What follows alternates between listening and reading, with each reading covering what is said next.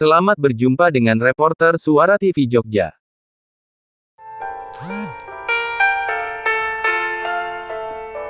Paslon Bupati Bantul Djoko Purnomo Roni Wijaya berkomitmen, seandainya terpilih menjadi Bupati Bantul pada pemilihan Bupati tahun 2024 ini, berkomitmen ingin menyelenggarakan pemerintahan secara transparan, sesuai dengan porsinya, dalam menempatkan pejabat di tingkat kabupaten.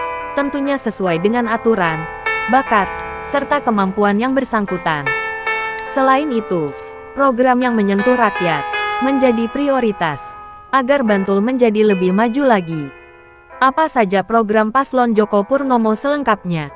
Ikuti pemaparan berikut ini.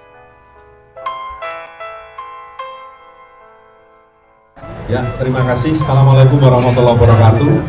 Selamat sore teman-teman semuanya, teman-teman pers. Pertama, ini saya bersama Pak calon Wakil Bupati Mas Roni Wijaya, didampingi oleh bapak-bapak, rekan-rekan pimpinan partai politik pengusul. Berkaitan dengan pencalonan Djoko Roni Wijaya adalah diusulkan oleh teman-teman partai politik. Di sini ada PDI Perjuangan sebagai partai yang memiliki simbol nasionalisme, nasionalis, dan didampingi oleh Demokrat yang juga partai nasionalis. Walaupun kita berdua Demokrat dan PDI juga ada unsur religinya. Kemudian diperkuat oleh teman-teman kita dari partai-partai politik. Ada Partai Persatuan Pembangunan, Partai Keadilan Sejahtera, Partai Umat, dan juga Perindo, terutama PKS, PPP, dan Partai Umat adalah partai yang memiliki jiwa semangat nasionalisme, tetapi dari sisi religinya sangat, ketakwaan keimanannya itu sangat dirasakan. Kami punya pengharapan yang pertama, ini pasangan yang mendapatkan ridho Allah Subhanahu wa Ta'ala, Tuhan Yang Maha Esa, dan tentunya mendapatkan dukungan dari segenap masyarakat Bantul.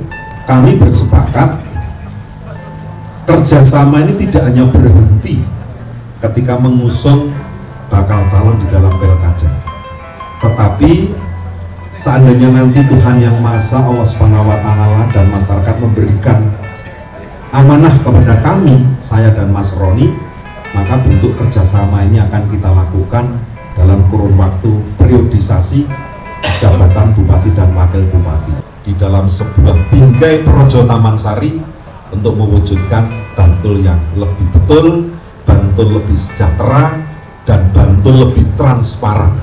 Artinya penyelenggaraan pemerintahan kabupaten harus dilaksanakan secara kolektif kolegia, secara bersama-sama, dan kita bersepakat tidak diperbolehkan menyelenggara pemerintahan itu sambil berbisnis. Beberapa hal yang masih perlu untuk kita perbaiki adalah di sektor sarana prasarana pendidikan, kemudian juga di prioritas dan pemerataan pembangunan infrastruktur, terutama jalan, terus kemudian taluk dan lain sebagainya, ditambah urusan yang menyangkut tentang pertanian, kehutanan, dan perkebunan. Kemudian di sektor kesehatan, kami bersyukur bahwa untuk sektor kesehatan ini Bantul sudah agak lumayan baik, tetapi masih perlu revisi-revisi perbaikan di beberapa sektor. Kemudian juga di sektor yang lain, termasuk perbaikan di dalam penataan birokrasi kita.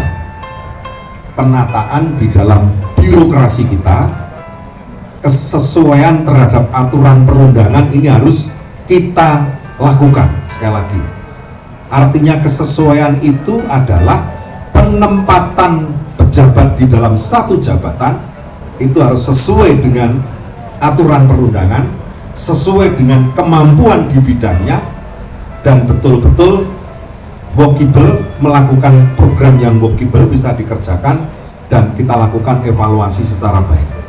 Pengisian jabatan itu harus sesuai aturan perundangan. Nah, selama ini Bantul sudah baik, Tetapi sebagai orang yang sekarang dicalonkan, kami mesti berkomitmen itu.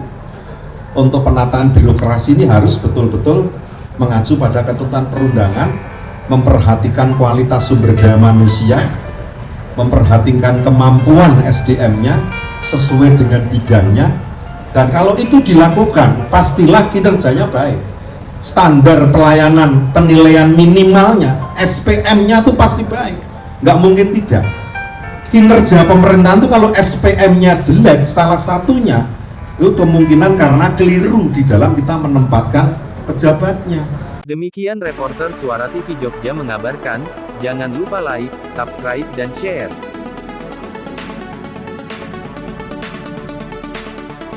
Terima kasih atas kerjasamanya.